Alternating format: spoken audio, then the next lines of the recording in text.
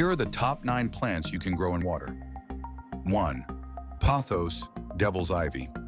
This is super easy, fast-growing, and perfect for jars or bottles. Great for beginners. 2. Lucky bamboo. A Feng Shui favorite that thrives in water with pebbles for support. Brings a tropical vibe indoors. 3. Philodendron, Heartleaf philodendron. Gorgeous trailing vines that root quickly in water. Perfect for hanging jars or tabletop displays. 4. Spider plant. The pups or baby spider plants root easily in water. A fun way to multiply your plant collection. 5. Coleus. Bright, colorful foliage that grows well in water. Adds a pop of color to your water garden. 6. English ivy. Elegant trailing vine that thrives in water-filled jars.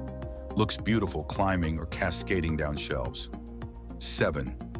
Chinese evergreen, aglaonema. Easy to propagate in water from cuttings. Low light tolerant and stylish. 8. Peace lily.